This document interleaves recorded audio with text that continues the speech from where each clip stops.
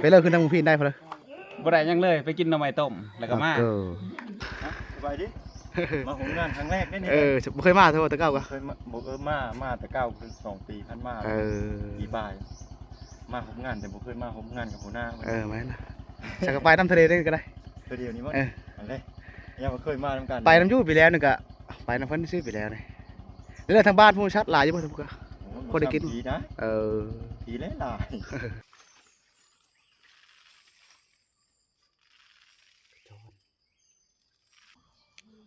กับทักทายสบายดี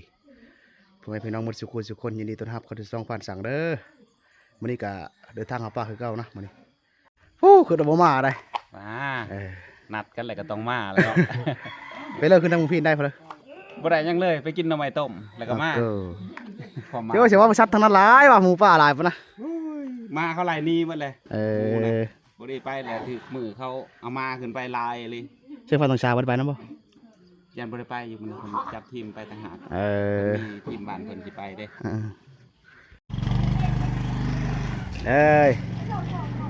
เดินทางมาป่าคือเก่า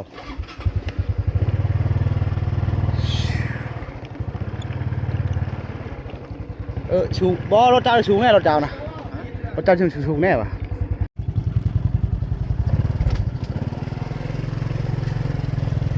โอ้ยตาไปคนยากเลยคนเลยนะเพิ่นแวะยำแฮวเพิ่นแฮหมูเพิ่นอยู่นี่ท่านี้นะปะท่านี้เพิ่นบอกท่านี้มากันกับในผ่านผ้าเพิ่นในผ่านใหญ่ทั้งหมดได้มารอบนี้คือสิหมานหมูอยู่รอบนี้นะต่อสบายดิมาหงงานครั้งแรกได้นี่บ่เคยมาเท่าแต่เก้าก็เคยมาแต่เก้าคือ2 ปีพันมาปีบ่ายมาหงงานแต่บ่เคยมาหงงานกับหัวหน้าแม่นนะจะก็ไปน้ำทะเลได้ก็ได้เดี๋ยวนี้มั้งอะไรยังบ่เคยมาทำกันไปน้ำยูไปแล้วนึงก็ไปน้ำเพิ่นซื้อไปแล้วนี่แล้วทางบ้านผู้ชัดหลายอยู่บ่ทุกคนคนได้กินผีนะผีหลายอยู่พุ่นโอ้ยหมูนึงเนี่ย2 โต 3 โตอยู่พี่ลึกได้หมูนะ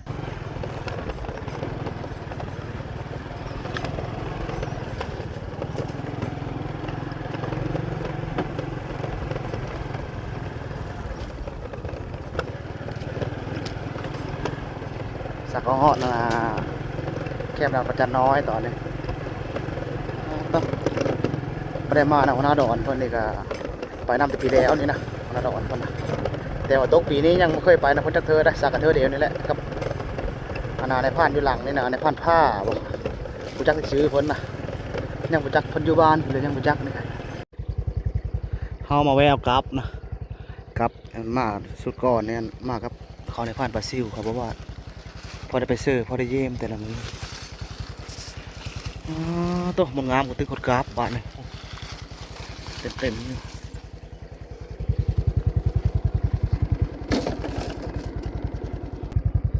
ย้ายแคมป์รอบนี่ไอ้นอนอยู่อันตุ๊กหัวหน้าดอนเพิ่นแต่ว่าอยู่คือกันอยู่แต่ว่าอยู่แคมป์ด่านตอนนี้ถัดไปอีกหน่อยนึง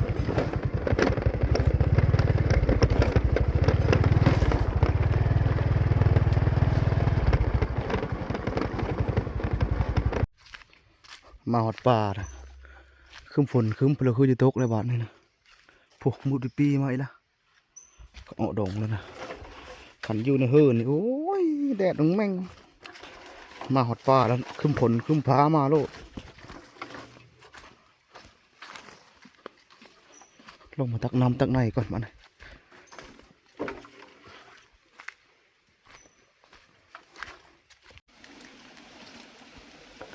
ปลาตกน้ำบ่อเลยใส่เลยเฉพาะคนดอนว่ามันแซ่บโอ้บุกังหลายโอ้บุกังมีกระตัวใหญ่ๆทั้งหมดโอ้จันว่าถือส้มหมูพาดมาตะเฮิรหมดแล้วบ่ไผสิถือของกินมาแต่เฮือนป่ามันประมาณบ่มาหาเอาหน้าแล้วประมาณจำแจ้วแล้วตัดเทงนี่เนาะเลิกตัดเทงอันจะน้อยไปหายำแฮบ่จะหน่อยกันกินข้าวห้องถอดกันไหม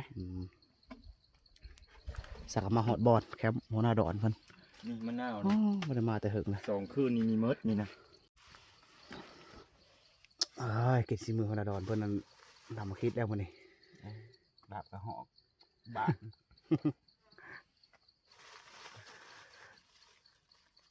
ของพรถ้าจะบ่มีแห้งยางเลยไกลเติบไปแหวนี่ก็อยู่ไกลก็มี อยู่ทางพุ่นก็มีบ่ทางอันห้วยเตยพูดอันห้วยนั่นบ่ล่ะห้วยเตย มี อยู่หลังทางพุ่งเลยจ้ะแต่ก็ทางพุ่งมีบ่แถวนี้ก็ มีอันหนึ่งหั่น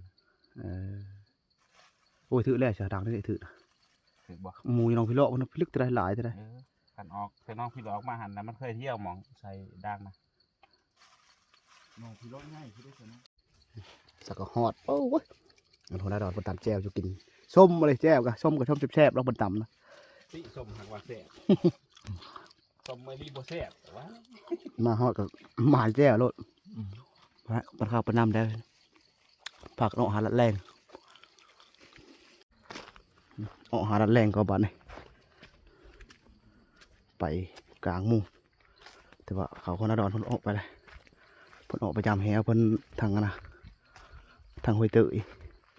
ยังผ่านผ่าเพิ่นยังบ่ทันไป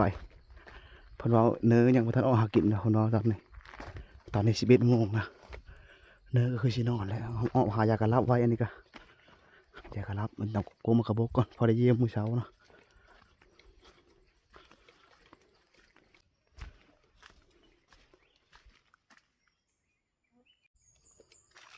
นี่นะ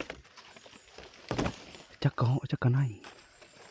เห็นพ่อพระรามพอดีก็เลยยิงเลยจักถือมีถือเลยเอาเบิ่งก่อนก็คือเดี๋ยวยิงกะบ่ไก่ไว้เลย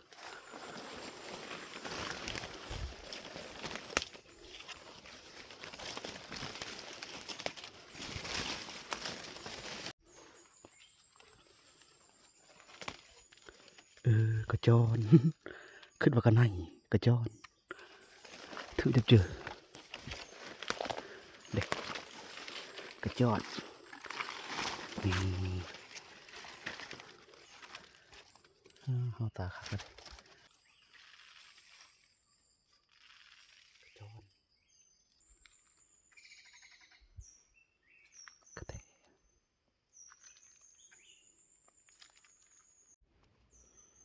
ได้ทับเรียบร้อย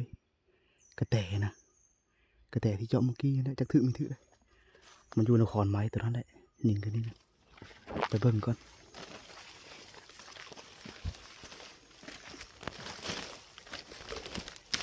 ตะเก้าที่ระยะซ้ำนี่ชื่อคือมีพาดตะเก้า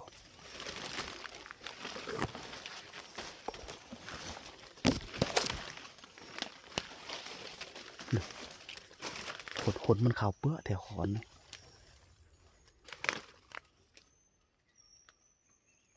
นี่บินกระเตว้ามีทึกบ่ซ้ำนี่น้องเห็นเอาขนมันนะบอกว่าขนมันนะเฮ้ยอันนี้นะนี่ลูกปืนสกัดเชิงอะไรกระแตอยู่นี่แต่บ่เห็นกระแตผ่านนะกะเอ้ทึกเฉลยมันไม่ตายจำนวนนี้บ่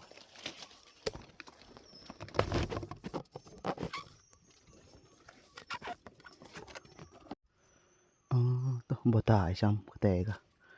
เนาะถือคนนี่บ่ว่าคนมันนี่ซ้ำยิงหมูป่าแล้วทุกคนเลยบ่ตายหายิงตัวใหม่มันนี่บ่ต้องไม่ตายสงสัยถือบ่คักตาเบิ่งได้แต่หนมันนี่กระแตกบ่ซื้อได้2 โตแล้ว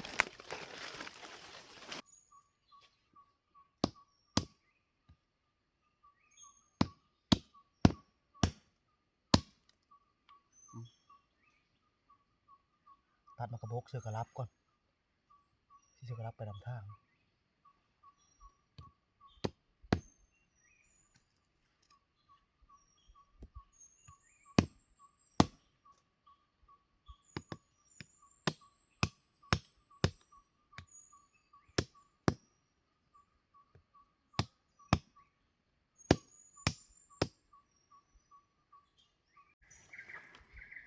เสร็จเลยบ้านฝนก็ตกมาเลยสีกระนาทึนมาเลยฝนนะ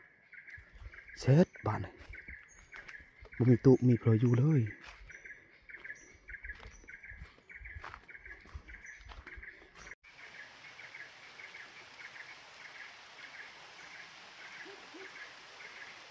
ฝนตกแล้ว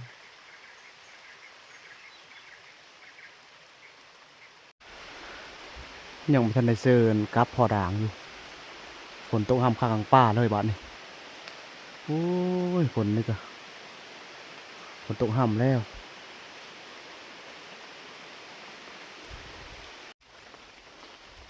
ยาแล้วฝนกับบ้านนี้ใครแน่แต่มันยาวไว้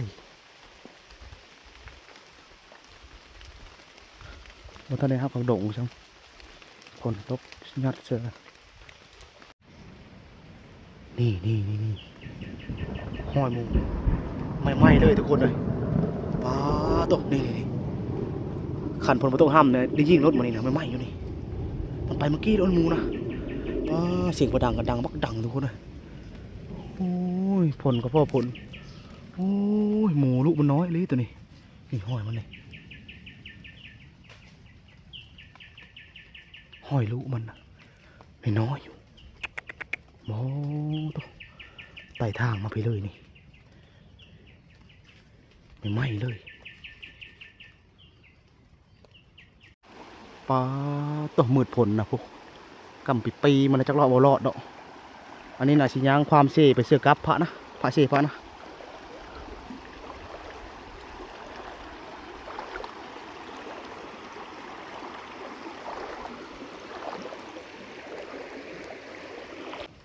ความเซ่บ่ได้แล้วขอยบ่ต้องแห้งนี่ฮะเรื่องก็ยังมันไปเสือกระลับก่อนคือชีจะมีแห้งเนาะเบิ่งมืดผลในเซเตอร์เลยทุกคนเลยเป็นตาแห้งอะไรผลกันปลาโตคำปีมาเลยพวกหอดเฉยเด้มื้อนี้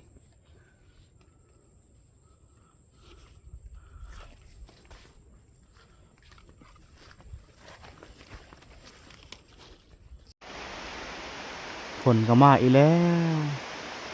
แลนมาสนนะสนอยู่นี่เนาะนี่นะผลบ่เซาะเลยอยู่นี่นะโอ้ย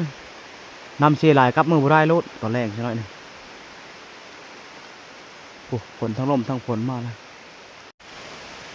เสร็จเลยบัดฝนตกห้ำข้างฟ้าเลยตกยังบ่ย่าอยู่ฝนก็มาสนในนี่เมื่อกี้นะบ่อยู่ฝนเลยสอดฟุตแต่นี่ก็โหอยู่กับธรรมดาความเสียได้บ่จังหน่อยเป๊ะวันไหนทุกคนเลยโอ้ยวัชิท่าผลยากอะ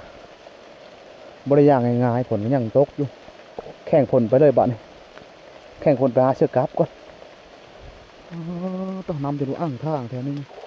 แห้งเจอเลยผลนี่ก็บริยานในอื่นเลยนี่นะยานในความเชี่ยบริยขามือสักหน่อยนี่แหละ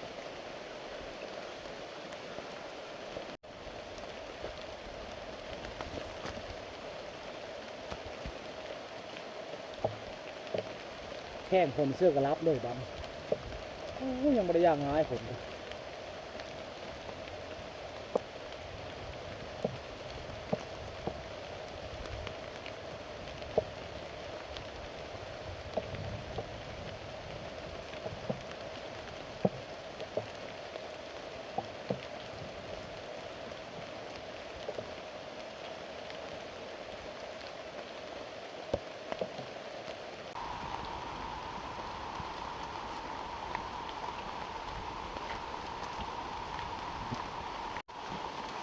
เว้ยหาเสื้อกับอีกก่อน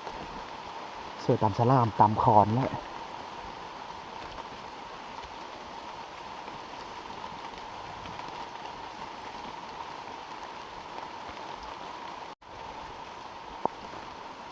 ก็แต่กันไหนแต่จะเที่ยว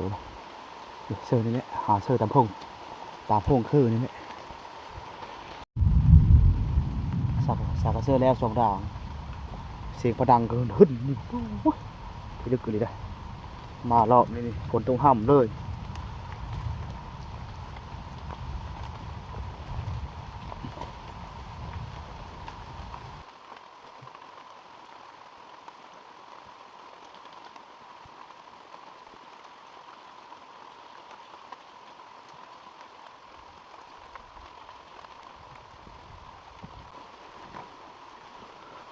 เข้าไปหาเสื้อครับอีกก่อน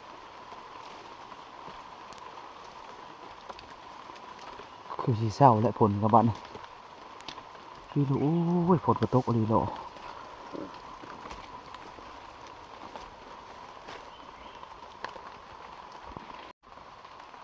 สักกระเซอร์แล้วด่างที่3ที่4เสื้อกระรับแล้วกะสีเบ้งนะไปหาเลาะลัดหมูก่อนก็เหาะมายิ่งเนาะมันพอได้กินแรงมาแรงถ้าเป็นมื้ออื่นสิตอนเช้านี่หาลัดหมูซะก่อนจะยิ่งก็เหาะ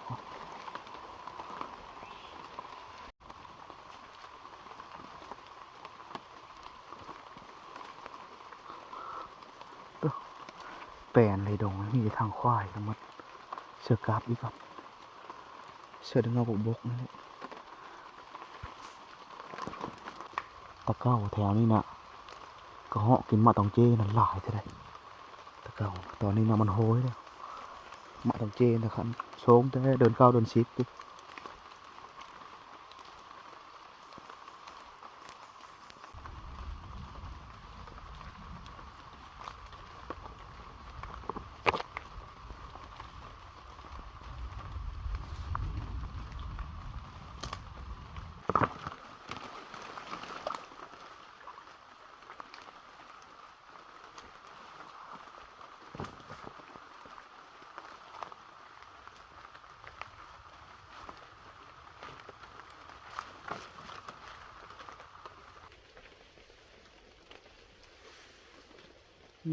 คอนตัวนี้นะ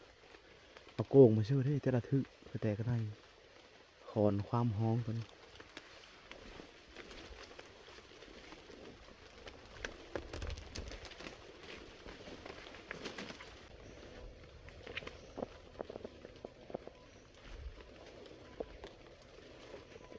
สีเชื่ออยู่คอนนี่ไงเก่งอะไร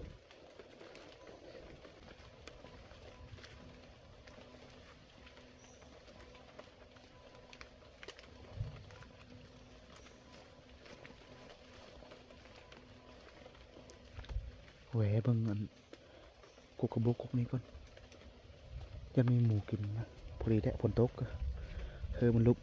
ห้อยหมูเก้าสี่ศอก3 มื้อผ่านมา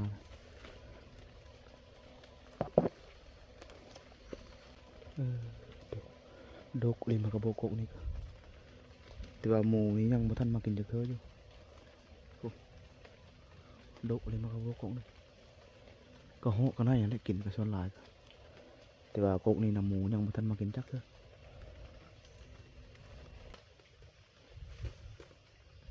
ก็ได้กิน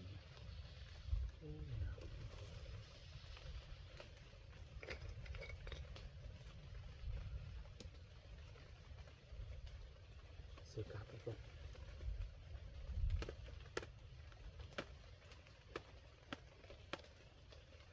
บุ้ง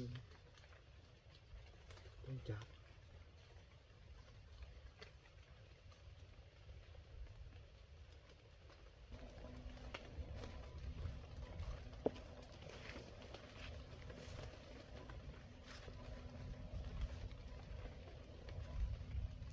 ยังกับ2 ด่างบ้านี่ไว้ว่าเชื่อมันมดสิมันจะสบายหายิง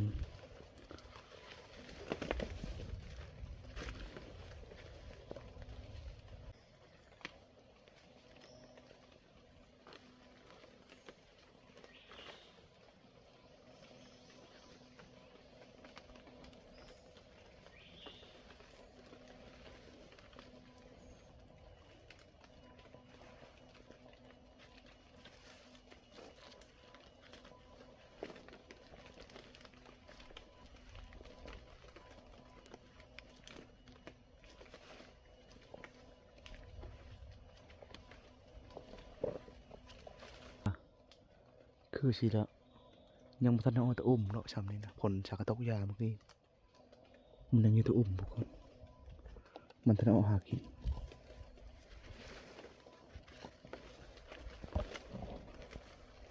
คักแล้วบัดนี้ผลตกห่ำห้อยหมูเก้าที่2-3 มื้อผ่านมาเลยนะตอนมาเมื่อกี้ฮอดกี้สิจักเข้าจักไหม้เลยห้อยหมูนะบัดนี้เสียได้ลึกมาแล้วห้อยหมูเก้าคันเห็นห้อยหมูก็ช่ำเห็นกระโตมันรอดบ้านนี่ยิงแล้ว ยิงอยู่คนไม้นะจักกระแตจักกระไนเลยเห็นพ่อดำๆนะสงสัยจะเป็นกระแตกระไนนี่แหละกระแตเด็กกระแตทุกคนเลยผมเป็นกระไนใช่ไหม2 บาท 2 ตัวแล้ว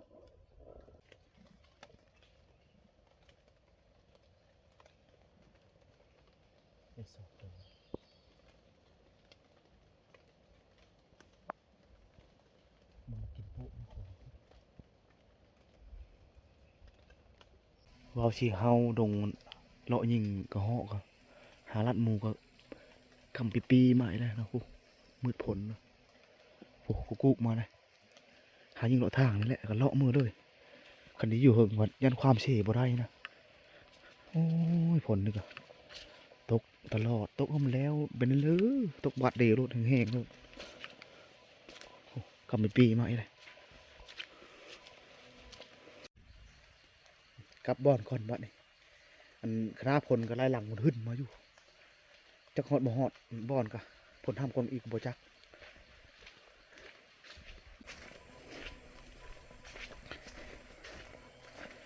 ฮอดเดิน11แล้วก็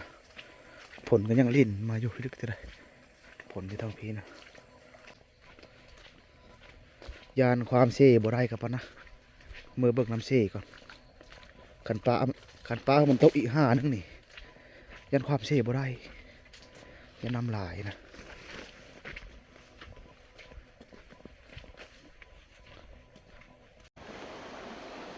โอ้บ่ลายปลาเลอร์น้ำเซ่กะลายเติบเอาบ่ลายกะกว่าเก่า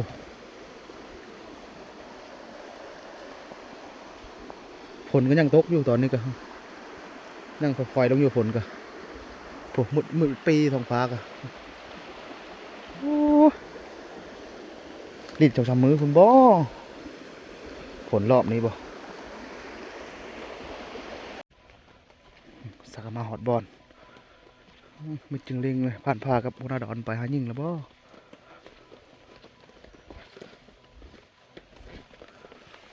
ไปหมดแล้วโอ้แคมมันนะแคมในผ่านพาคนนี้อยู่สิไปต่อก็บ่รอดไปบ่รอดฝนตก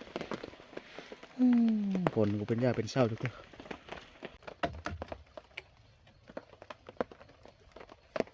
อุ้ยหนาวเลยอันนายพันพาครับนายพันดอนเพิ่นแบบคือชีพลัดหมูเลยลัดแรงนะฝนก็ตกไม่ไปกันไม่ไปเลย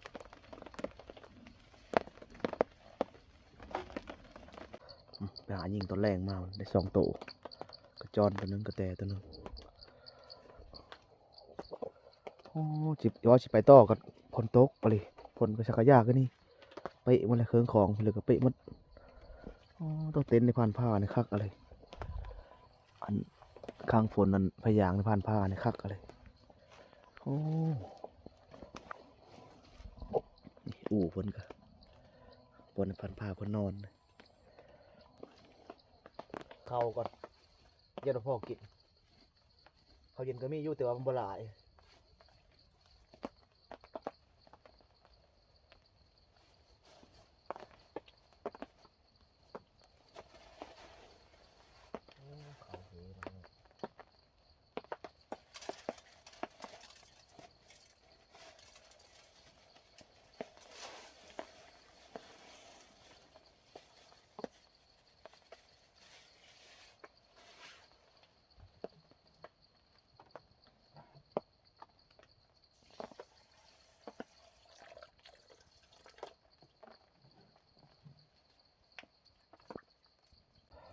มาย่างเครื่องย่างของก่อน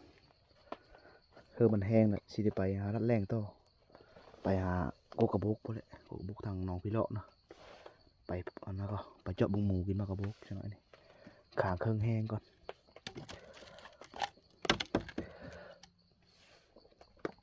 ปิดมดเครื่องฝนตกห่ำเลยสักย่างเครื่องของถือแห้งออกมาลัดแรงอีกก่อนไปพูดแล้วมานี่ไปออกทางกันแก้มเต้าก่อนไปอนา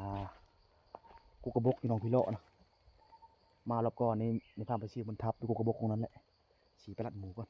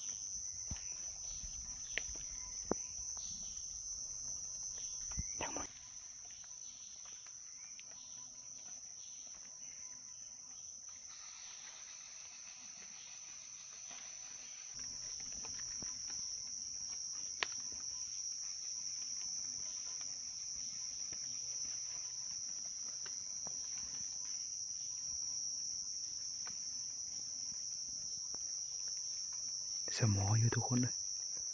บ่ได้ยินเสียงหมูครบมากระบกเลยกลับก่อนมานี่ขำแล้วบ่ได้ถือโคมมาตะบอนลืมโคมมาตะบอนกลับไปนึ่งข้าวนึ่งน้ำทานคนอาดอนก็ได้ผ่านภาค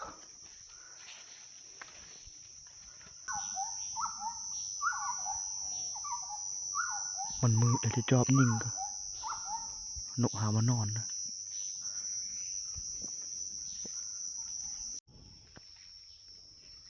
พอมูรุดสูง4-5 มือหลังเนี่ยนี่นะมันเฮามากินมากระโบกกนี่ดกเลยกกแต่นี้ก็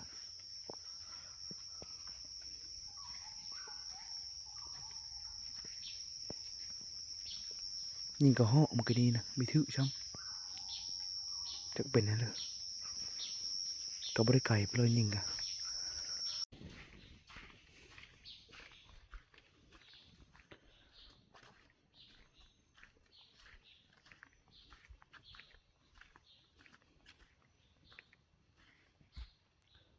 ในผ่านผ้าเพิ่นนี่คือเพิ่นศิลปะทางอันรูปตะกำสิงนี่แหละมันมีกกกระบอก3 กกอยู่หั่นหมูกินดีอยู่ดังนะโอ้นกนอนเพียมทางหลายเลย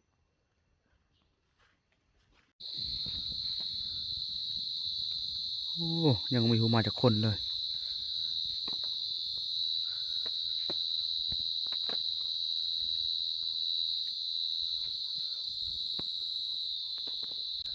มาแล้วบ่ผ่านผ้าบ่ปลารัดหมูต่ออีกตัวบ่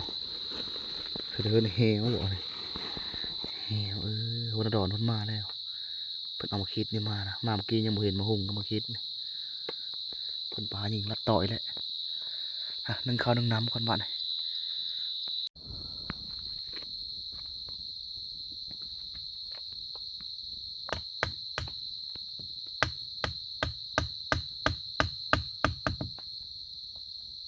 ต่อยเค้กนึ่งข้าวก่อน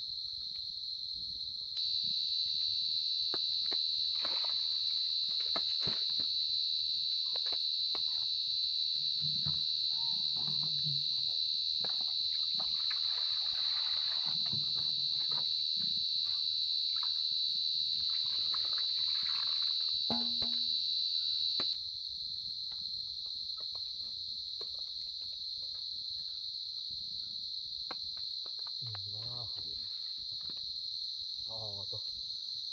เขาหยุดมาตั้งเต็มทิปอยู่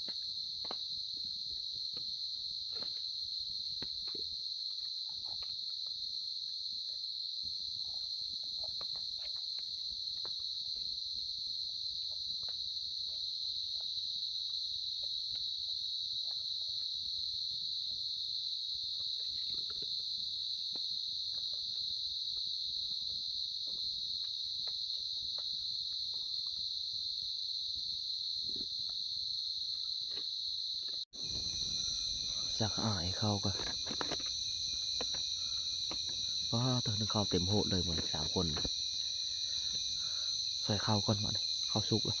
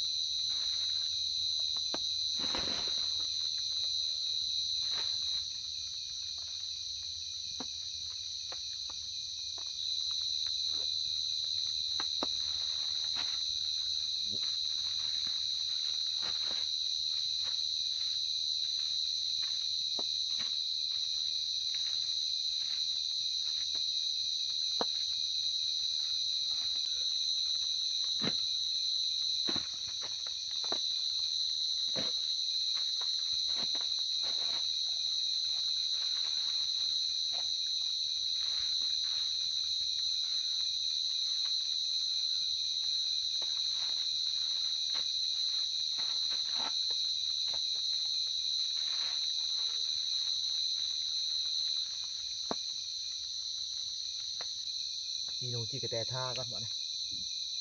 นึ่งข้าวซุกยังไม่เพิ่มมาจะคนอยู่จีกินไว้ท่าเขาหน้าดอน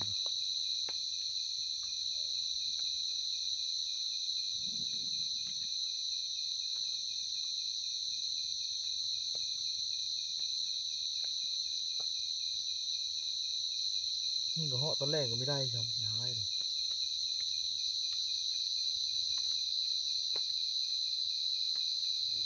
อย่างนี้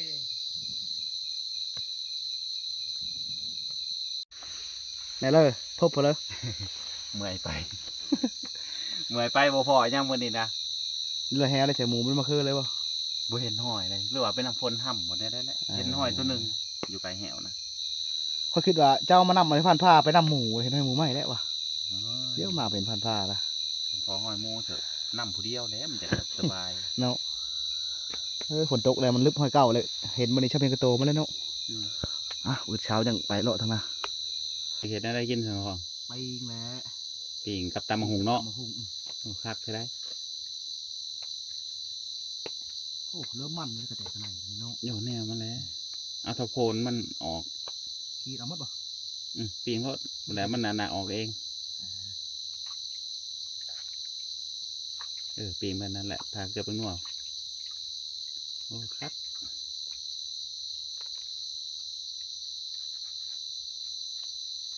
นี่ขึ้นรถกระไหนอย่างงี้ก็ได้นุ่มนุ่มยิงเราแบบกระจอกกันเอาเลย เอาละแม่ได้ก็กินได้ เอาแน่มาได้ดิกะ ผ่านผ่าทันมาอยู่ได้ยินอยู่ว่าเสียงเพิ่นกะ บอกนะ บ่ได้ยินบ่ สมองเลยนะ สมัยเลยเนาะ จะเราไปทางเลยเห็นเราเกิดพี่นักบีฮันปีงเอาบริโคดอกมันปีกินกับตำหุ่งคนน่ารอนทอดเอามาใช่เลย เป็นหลักเอา ไม่เป็นหลักหุ่งคนว่านะ มะฮุงก็เป็นหลักเอาแต่ของใครปลูกดอก เนี่ยพริกอีกหลักเอามา เขาทันใช่ไหมเงา ให้เขาไม้หัวซะ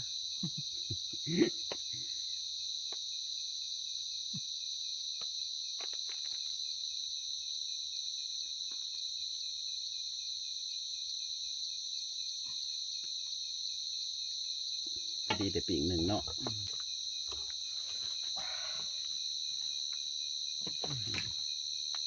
ตัวปีกกระแตเฮาสิอันนั้นดอกเฮาสิเฮ็ดดอกตำมะฮุง หุ่งบ่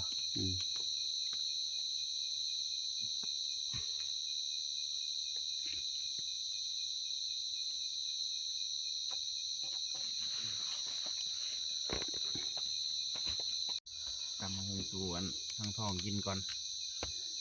จะกระหยามบ่จัก มันน่าจะตำไม่ได้แสบ แสบเลยเอาตามกินผู้เดียวยามใดก็ว่าแสบ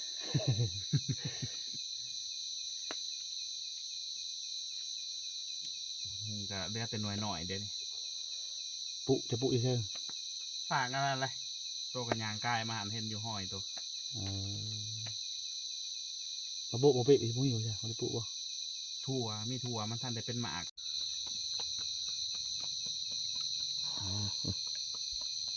สักกระเพยตำตาย้อยปีนกะโอ้ในผ่านผ้าเพื่อนในเมาแท้เนาะยังมาเลยโอ้จะพ่อจังมีอะไรไม่ช้องเนาะให้กินเป็นอยุ่เนาะเจ้าเนาะ นี่แหละผู้เดียวพ่อแล้ว ตามหุ่งก็เป็นอยู่เด้ แสบพอได้กินเองได้ แม่นนะขออะไรขออะไรอย่างทานชิมชีมือเจ้าอยู่ ถ้าหมูกินแต่บ่จักแต่ว่ากินเองนะว่าแสบ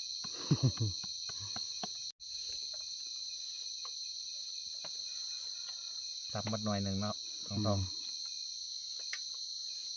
ผ่านผ้าจะไปทางใดจะกันลงปลาแต่บ่จัก หมดหรอกเนาะอยู่แถวทางอะไรแต่น้องพี่เลาะแหละเห็นหอยเราไปเยี่ยมไปพวก มื้อนี้ฝนตกหมูบ่กินดอกหมากบกมื้อนี้ ว้าวบ่ ฝนตกมันบ่กินเลย เออ ก็ได้เด็กๆไปผู้คันฝนบ่ร่งนะ คันฝนบ่ร่งน่ะมันกิน มันเลิกแห้ง อ๋อหารุดเขากินได้ทำไมเนาะรุดขี้จะเดินแล้ว ดุดกับดุดซื่อๆตามกกระบกนะมันแต่มันบ่กิน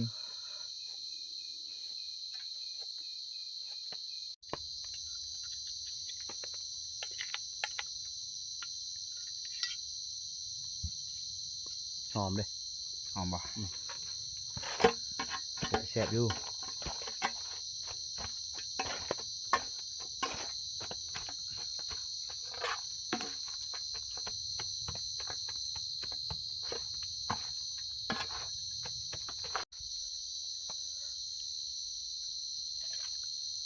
มันเริ่มมันเลยหนูกระแตยามนี่ก็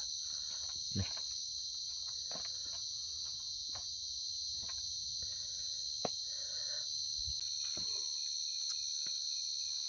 มันก็จงไว้ปีกนั่นแหละให้ปันพา จมไปเลยพี่น้อง แต่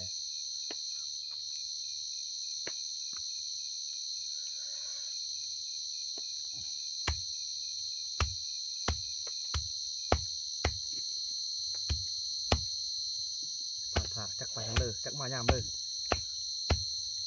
อย่าละมาเด็ดกินก่อน กินแรงกินเปิดตำมะฮุงสีมือคนละร้อนพนร้อนตำมะฮุงก็ซิมก็ เสียบ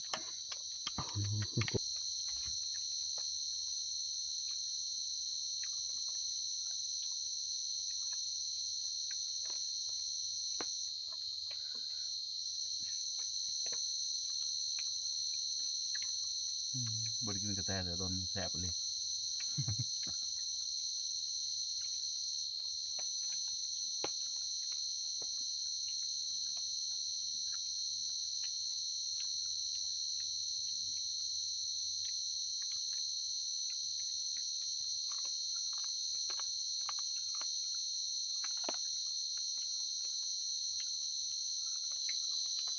ถ้าเด็กๆกินหน่อยให้เชื่อออกไป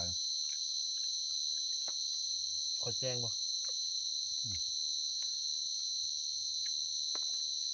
หรือว่าเขาเย็บแฮวเลยแม่ได้บ่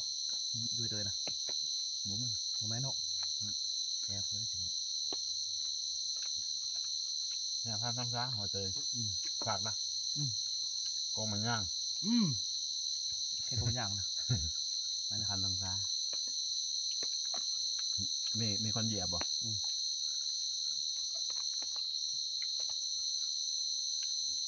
เพื่อจะเนาะจีบดำกันเนี่ยเจ้าเกือบเลย ทำไมนอดออกบ่ นอนเลยปวดเดียว เฉพาะเห็นหอยรถ นอนหาไปซี่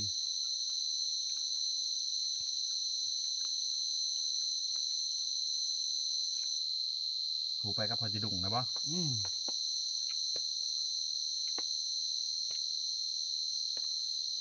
ดูคือเราเป็นเมื่อไหร่ไปเร็ว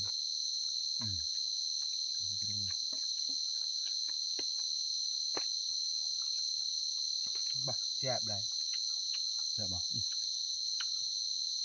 จำหงใช่ไหม นั่นแหละครับมันจะว่าเขากินเองเขากับว่าแสบ สักกะพากินข้าวแรงอิ่มปลายิ่งมันกัดพ่อจะได้กินพอนาดอนพยายามให้หมูกะยังเห็นให้เย็บแฮเพิ่นบอกยังมาคือแฮเลยยังในผ่านผ้าเพิ่นยังบ่ทันมาจักยามเลยเพิ่นมานะกะ โต๊ะไว้มาเราหนาได้แล้ว รับหน้าบ่ ถึงแล้วเหี่ยว พักผ่อนก่อนบ้านนี่บืดเช้าพอแล้วออกหารัดเช้าใหม่